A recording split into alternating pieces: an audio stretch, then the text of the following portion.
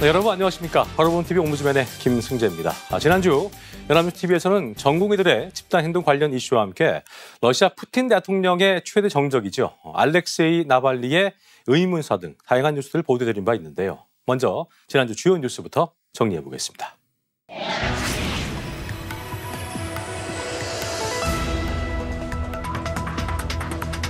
2월 20일 기준 총 27개 대학교에서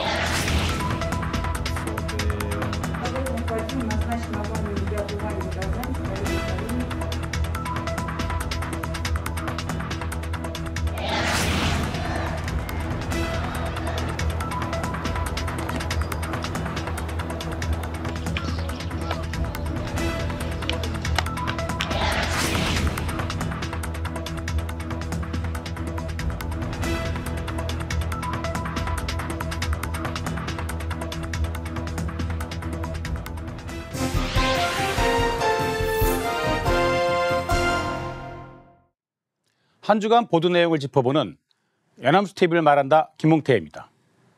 지난주 연합뉴스TV는 지난 15일 새벽 고령의 거동이 불편한 환자들이 많은 인천의 한 요양원에서 불이 났지만 요양원 직원들의 필사적인 구조활동과 소방관들의 신속한 대응으로 큰 화를 막았다고 전했습니다.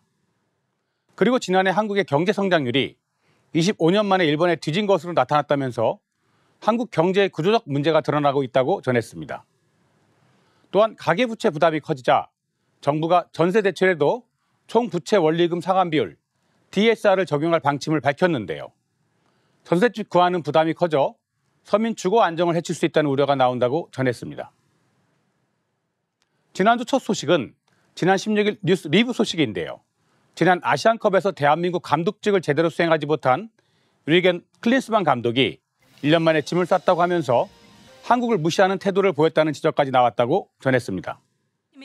환한 미소로 한국 축구대표팀에 입성한 클린스만 감독은 한국은 포르투갈은 물론 독일도 이기는 강팀이라면서 아시안컵 우승이 목표라고 전했습니다. 하지만 지도자로서 번번이 낙제점을 받은 클린스만 감독의 선임은 시작부터 논란이 있었는데요. 지난 아시안컵에서 대한민국 감독직을 제대로 수행하지 못하고 이름값을 하지 못해 1년 만에 짐을 쌌다고 하면서 한국을 무시한 태도를 보였다는 지적까지 나온 최악의 만남이라고 기자가 전했습니다.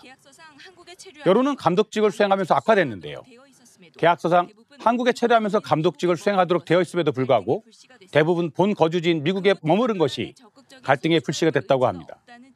근무 태만 논란은 적극적인 선수 발굴 의지가 없다는 지적으로 연결됐고 그때마다 클린스만 감독은 아시안컵 결과로 답하겠다고 했지만 아시안컵 결과는 4강에서 요르단에 참패하며 결승 진출은 실패했습니다.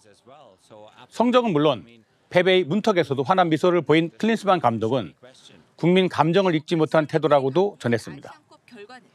교체 결정 후에도 아시안컵 졸전의 책임을 선수단에 떠넘긴 추태를 보이며 100억 원의 잔여 연봉을 챙긴 뒤 SNS로 작별 인사를 남겼다고 마무리했습니다. 지난 16일 유리겐 클린스만 감독의 경질 문제를 논의한 대한축구협회가 임원회의를 주재한 정명규 협회장이 직접 브리핑을 한다면서 기자가 현장을 연결했습니다. 정명규 대한축구협회장은 먼저 이번 카타르 아시안컵에서 축구팬, 축구인들을 비롯한 많은 국민께 큰 실망을 드려 대단히 송구스럽다며 축구대표팀을 운영하는 조직의 수장으로서 사과의 말을 전했습니다.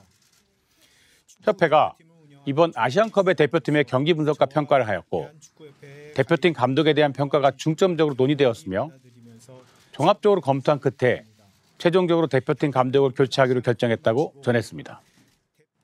아시안컵 탈락과 축구협회 관련 내용은 온 국민의 관심사였는데요. 그 때문에라도 비판적인 시각을 유지하면서도 사실에 기반하여 균형 잡힌 분석과 공정한 정보를 시청자에게 전달하는 것이 중요해 보입니다. 결국 클린스만 감독의 대한민국 축구대표팀 지도 논란이 문제였는데요. 아시안컵에서의 성과는 기대에 못 미쳤고 계약 조건에도 불구하고 대부분의 시간을 해외에서 보낸 것이 논란의 중심에 있었습니다.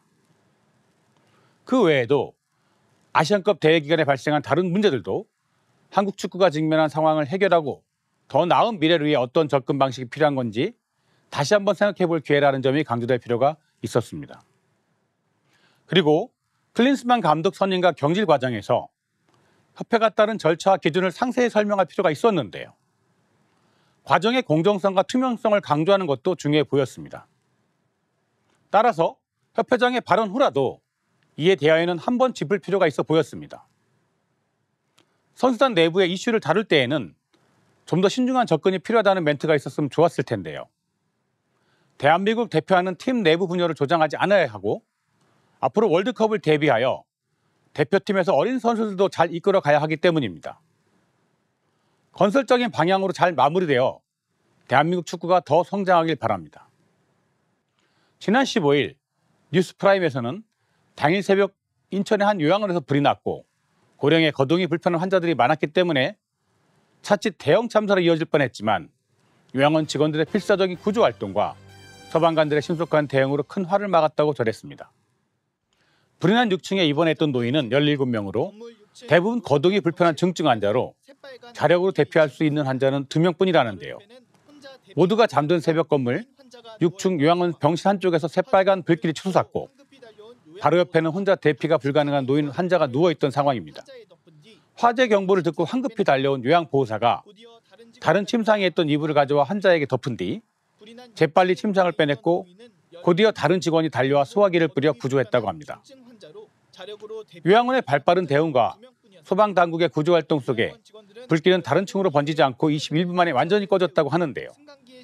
요양원 직원들이 연기를 피해 환자들을 휠체어에 태우고 승강기실을 1층으로 내려보냈고 화재 신고 5분 만에 현장에 도착한 소방대원들이 적극 진화 작업과 인명 구조에 나섰다고 하는데요. 비록 90대 요양원 환자 등 3명이 연기를 흡입해 병원으로 옮겨졌지만 치료를 받고 요양원으로 무사히 돌아왔다고 합니다.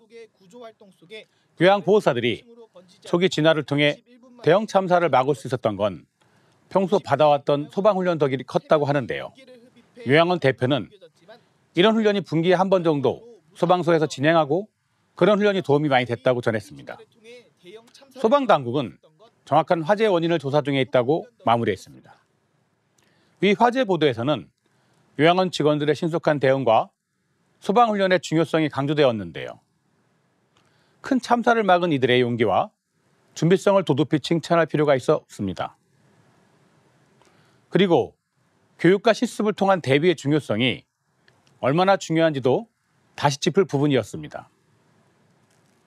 이번 화재 사건을 통해 요양원 및 유사시설에서의 안전관리 강화의 필요성이 더욱 부각되는데요.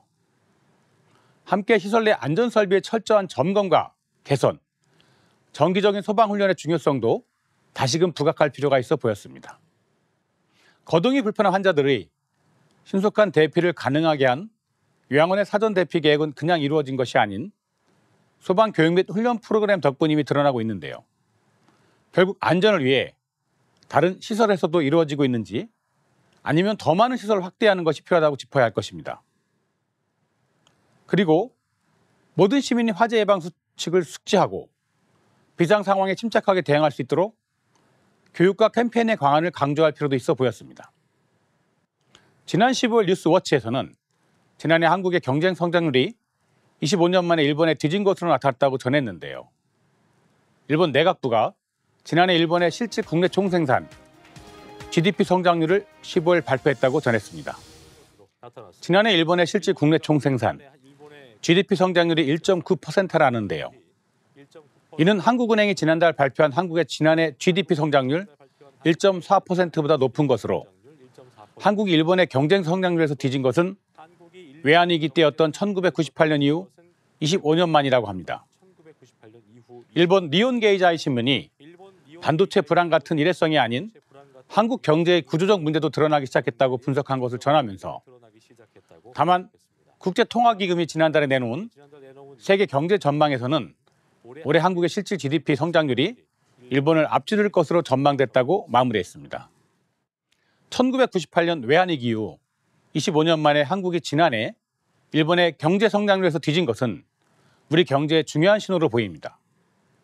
한국 경제의 구조적 문제가 드러나기 시작했다는 징후로 해석하는 니혼게이자이 신문의 분석처럼 단순한 일시적 현상이 아니라면 경제의 근본적인 개선이 필요하고 혁신 역량 강화 그리고 경쟁력 있는 산업 기반의 확립을 언급할 필요가 있어 보였습니다. 이러한 상황에서 시청자들에게 우리 경제의 상황을 조금은 직시하고 장기적인 관점에서 경제 구조의 변화가 필요하다는 점을 짚어야 할 것입니다. 비록 국제통화기금의 전망처럼 올해 한국의 실질 GDP 성장률이 일본을 앞질 것으로 예상된다고 하지만 이는 예상일 뿐이고 현실적인 어려움을 이겨나가기 위한 노력을 짚고 갈 필요가 있었습니다. 지난 15일 뉴스 리뷰에서는 가계부채 부담이 커지자 정부가 전세 대출에도 총부채 원리금 상환 비율 DSR을 적용할 방침임을 밝혔는데요. 이렇게 되면 전세집 구하는 부담이 커져 서민 주거 안정을 해칠 수 있다는 우려가 나온다고 전했습니다. 정부도 적용 범위를 두고 고심하고 있다는데요. 정부가 주택담보대출처럼 전세대출에도 소득 대비 원리금 비율 DSR을 적용하려고 하는 것은 가계대출 잔액이 10개월 연속 증가세를 보이다 지난달 1,098조 4천억 원으로 역대 최대 규모를 기록했기 때문이라고 합니다. 또한 전세대출이 무자본 갭 투자를 일으켜 최근 수년 사이 전세 사기의 빌미를 제공한 것도 한 원인이라고 합니다. 연소득 1억 원인 근로자의 경우 원금과 대출이자의 합이 연간 4천만 원을 넘지 않도록 대출액 상한선을 정하는데요. 전세대출도 여기에 포함되는 것이고요. 그렇다고 전세대출을 급격히 조이는 건 서민 주거 안정을 해치는 등 파장이 커져 금융위원회는 구체적인 적용 대상을 검토 중인데요. 무주택자는 제외하고 1주택자가 추가로 전세대출을 받는 경우에만 적용할 가능성이 높다고 합니다. 전세대출이 DSR을 적용받으면 임차인은 전셋집을 구할 때 본인 자금 부담이 커지고 부족한 보증금을 월세로 돌릴 수 있고요. 임대인은 임차인이 줄어든 대출만큼 보증금을 줄이고 월세로 전환하면 그만큼 돌려줘야 하는 부담이 생기게 된다고 합니다. 함영진 직방 빅데이터 랩장은 보증금 비율을 낮추고 월세 비율을 늘리는 보증금 월세가 증가하고 외곽으로 임대차 주거지를 이동하는 패턴이 생길 수 있다고 합니다. 전세 사기로 이미 월세 전환이 일어난 데다 대출마저 줄어들게 되면 전세 제도는 사실상 임대차 시장에서 점차 퇴출 수순을 밟을 것으로 전망된다고 마무리했습니다.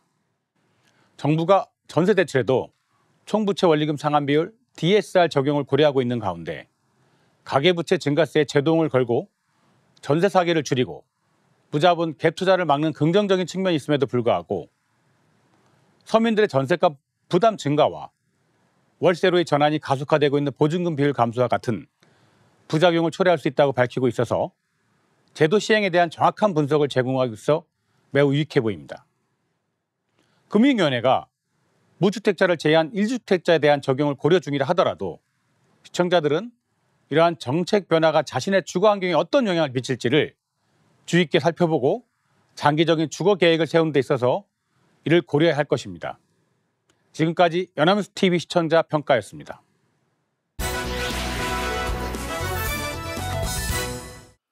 네, 이번 시간은 주말에 방영되는 제작 프로그램을 대학생의 시선으로 분석하고 평가해보는 시간이죠. 캠퍼스 TV 리포트입니다. 이번 주에는 숙명여대 이류연 학생과 함께하겠습니다. 어서 오십시오. 안녕하세요. 네, 자 류연 학생 지난주에 어떤 프로그램 모니터링했습니까? 네, 저는 매주 일요일에 방송되는 풍경여 지도를 모니터링했습니다. 지난 방송에서는 용의 바다, 구룡포가 있는 경북 포항의 매력을 담았는데요. 그럼 자세한 모니터링 내용 지금부터 전해드리겠습니다. 방송은 구룡포 일본인 가옥거리를 비추며 시작합니다. 일제강점기 풍부한 어장을 찾아 모여든 일부 어부들이 건물을 지어 살기 시작하면서 조성된 거리입니다. 이곳이 요즘 더 유명해진 이유는 따로 있습니다. 많은 사람들이 사진을 찍고 있는 곳, 바로 드라마 동백꽃 필 무렵의 촬영지 때문인데요. 주인공이 열연을 펼쳤던 이곳은 카페로 운영 중이라고 합니다. 지금은 사람들이 많이 찾는 인기 장소지만 우여곡절도 많았다고 하는데요. 한때는 음식점, 그리고 문화공간, 포항시에서 운영하는 문화공간, 그 문화공간을 운영하면서 드라마를 촬영하게 된 거예요. 이어서 구룡포 겨울의 맛을 찾으러 가봤는데요. 바로 쫀득한 과메기였습니다.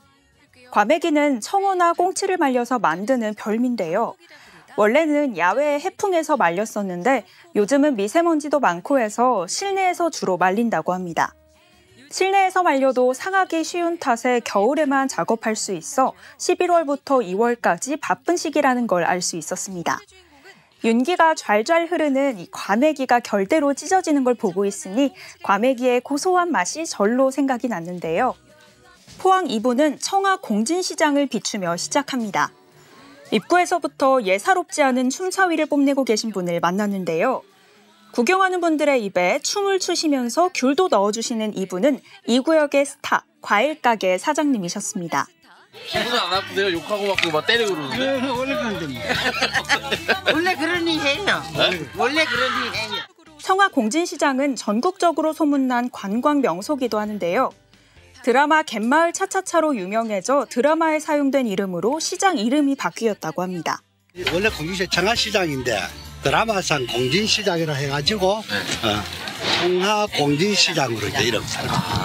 드라마 촬영하고 나서 이 시장 분위기가 많이 바뀌었나요? 예, 많이 바뀌었지. 관광객도 많아지고. 간판은 중국집이지만 촬영 땐 잠시 위장이었을 뿐 본업은 곰탕이었던 식당과 일반 가정집이지만 벽을 꾸며놓으니 감쪽 같은 철물점이 된 장소까지 반전인 곳들이 많았습니다.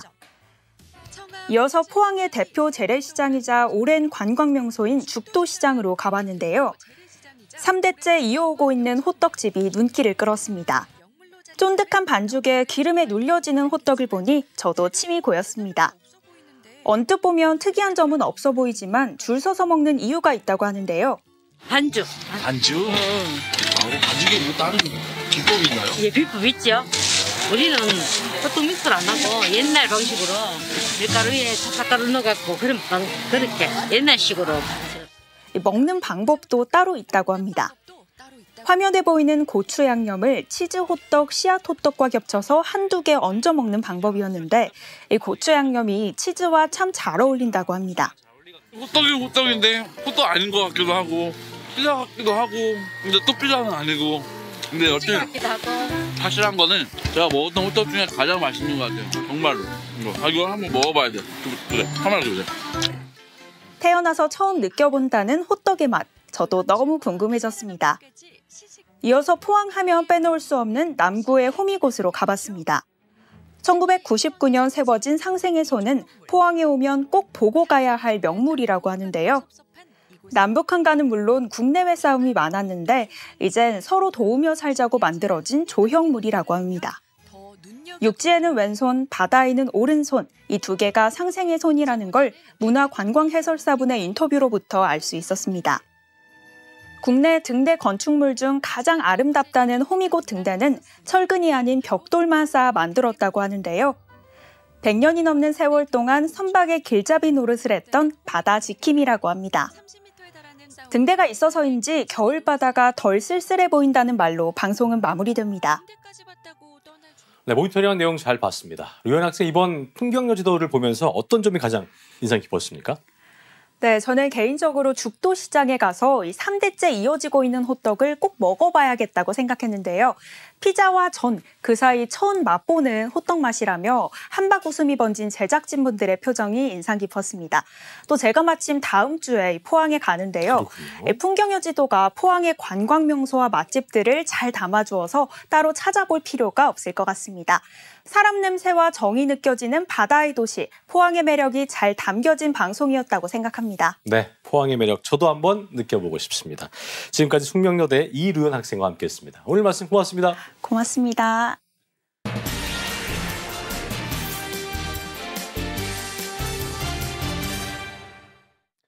네, 아시안컵 이후 우리 축구 대표팀에 대한 뉴스가 연일 이어지고 있습니다. 이강인 선수의 사과로 선수단 갈등이 일단 봉합 국면에 접어들었습니다만 클린스만 선임에 대한 책임론 등 논란이 여전히 남아있는데요. 이번 사태에 대해서 언론은 어떻게 보도하고 있는지 오늘 TV와 비평에서 자세히 짚어보겠습니다. 도움 말씀에 국가공무원 인재개발원의 김진수 교수와 함께하겠습니다. 어서 오십시오. 네, 안녕하세요. 예. 자, 말도 많고 탈도 많았던 축구 얘기를 좀 해보겠습니다. 네. 카타르 아시안컵 4강에서 무기력하게 패배한 이후에 후폭풍이 이어지고 있는 모습인데 특정 선수의 실력 논란도 그렇고요. 클린스만 이제 전 감독이죠. 이 클린스만 감독의 행보도 그렇고 축구협회에 대한 비난까지 논란이 끊이지 않았는데 아시안컵 이후부터 이어졌던 논란부터 좀 정리를 해보죠. 네. 우리나라 축구 대표팀은 지난달 카타르에서 열린 아시안컵 경기 후에 이제 후폭풍을 겪어왔는데요. 그 중심에서 비판받던 클린스만 감독이 결국 1년을 채우지 못하고 물러나게 됐습니다.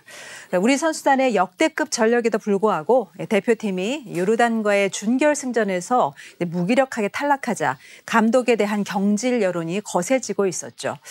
이런 상황에서 선수들 사이에 충격적인 내분 사태가 보도되면서 논란은 일파만파 커졌습니다. 그렇습니다. 언론에서는 우리 대표팀과 축구협회의 전반적인 시스템 문제를 지적하면서 쇄신을 강조했습니다.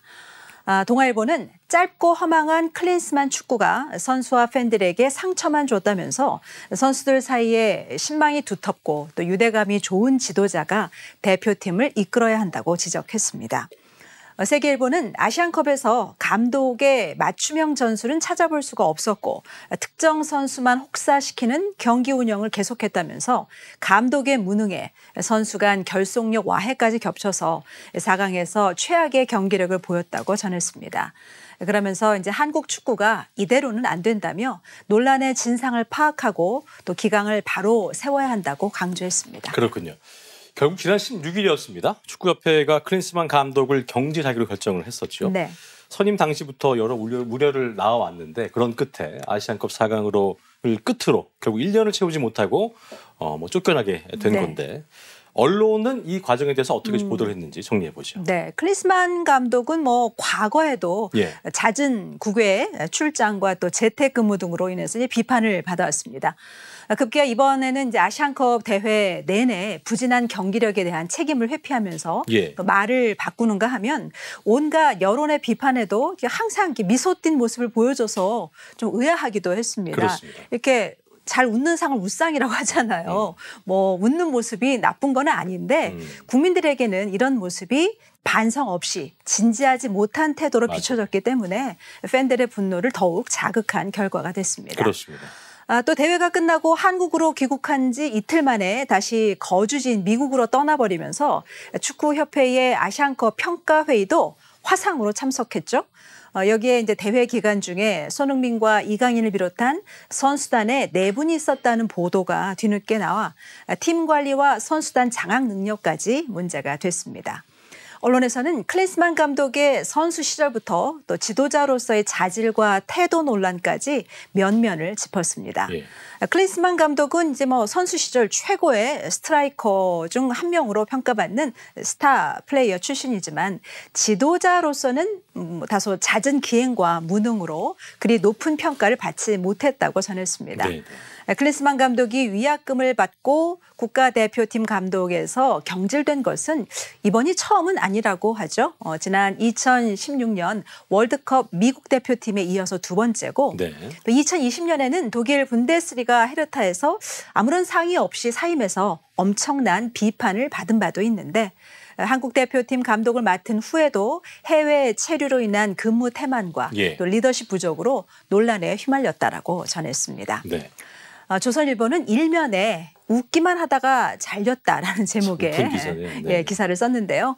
2000년대에 들어서 가장 짧은 시간 안에 경질됐다며 무전술, 무책임 클린스만이라고 전했습니다.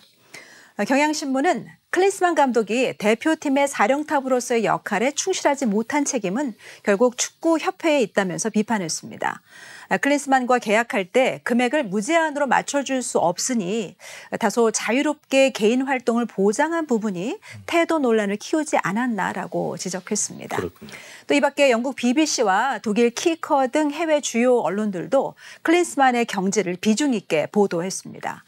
클린스만이 굴욕을 당했다. 또 아시안컵에서 결과를 내지 못했고 선수단 내부 분열을 관리하지 못해 한국 전체를 분노하게 만들었다면서 외신 대다수가 클린스만의 경질이 자초한 결과라고 혹평했습니다. 그랬군요. 그리고 교수님께서 앞서도 언급해 주셨습니다만 설상가상으로 아시안컵 기간 중에 선수단 사이에서 물리적 충돌이 있었다는 외신 보도가 나오면서 파장이 그야말로 걷잡을 수 없이 커지게 된 건데 다행히 이강인 선수가 런던으로 건너가서 손흥민 선수한테 사과를 하면서 상황이 좀 일단락되는 모습이긴 했습니다. 이번 팀 내 불화의 경위도 그렇고요. 이후 과정에 대해서 언론이 어떻게 보도했는지 들어보죠. 네, 일단 영국의 더 선 그리고 데일리 메일 등 외신은 네. 토트넘의 스타 손흥민이 한국 대표팀의 아시안컵 4강전 전날 선수단과 저녁을 먹는 자리에서 동료들과 이제 언쟁을 벌이다가 손가락 탈구 부상을 당했다고 보도했고 예. 대한축구협회도 이 보도가 사실이라고 인정했습니다. 이 소식이 알려지면서 이제 논란이 일자 이강인 선수가 SNS를 통해 이제 사과했는데요. 언쟁으로만 표현하고 실제 물리적 충돌에 대해서는 언급하지 않다가 이어 이제 이강인이 손흥민의 얼굴을 향해 주먹질을 했다는 보도가 나오자 이는 사실과 다르다고 반박하면서 사안은 진실 공방으로 번지기도 했습니다. 그렇습니다. 특히 해당 보도가 국내 언론이 아닌 영국의 대중지를 통해 보도되고 또 축구협회가 선수단 내분 상황을 곧바로 인정한 이런 상황을 두고 일각에서는 축구협회 측의 언론 플레이가 아니냐는 의혹이 일기도 했습니다. 네. 클린스만 감독의 선임을 결정한 정몽규 축구협회장의 책임론이 나오고 있던 상황이라 축구협회로 쏟아지는 비판 여론을 선수에게 돌리려는 언론 플레이라는 것입니다.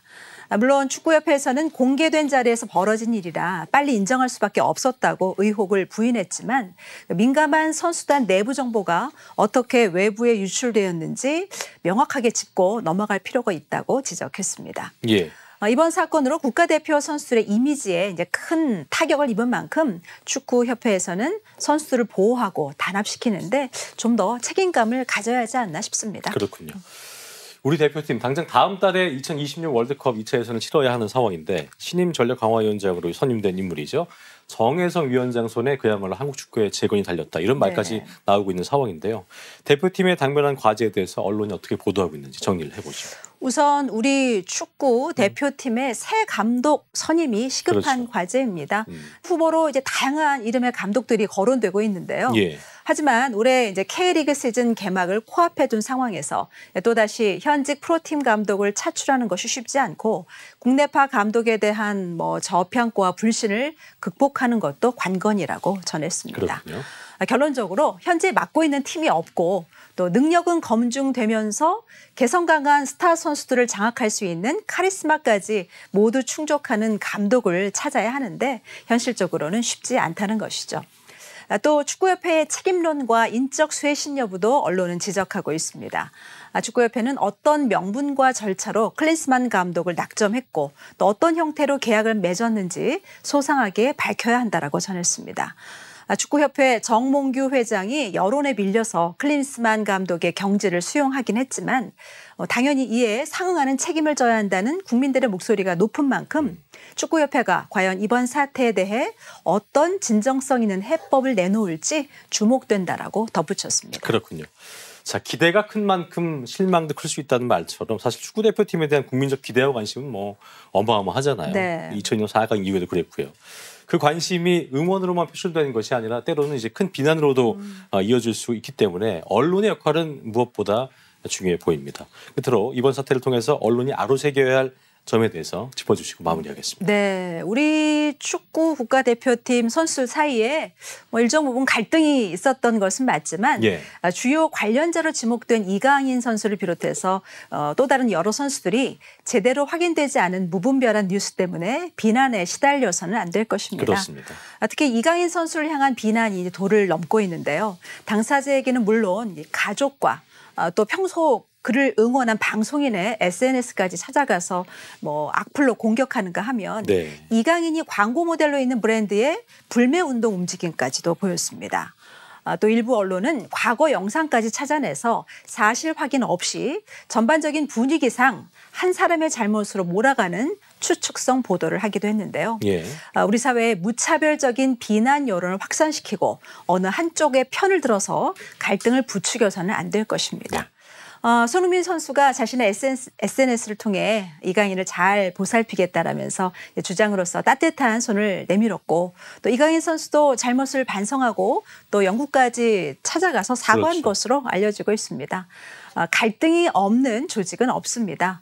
언론은 갈등을 해결하는 중재자의 역할과 또 사후 대책 마련을 촉구하는 역할에 책임을 다해야 될 것입니다. 네.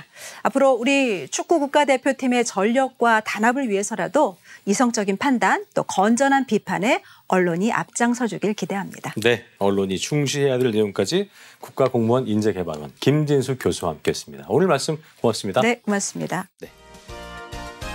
자, 저희 옴부즈맨 팀은 여러분의 다양하고 소중한 의견들을 기다리고 있습니다. 방송을 보시고 느낀 소감을 연합뉴스 TV 홈페이지 내 시청자 게시판이나 SNS로 보내주시면 됩니다. 저희는 다음 주 시간에 다시 인사드리겠습니다. 여러분 고맙습니다.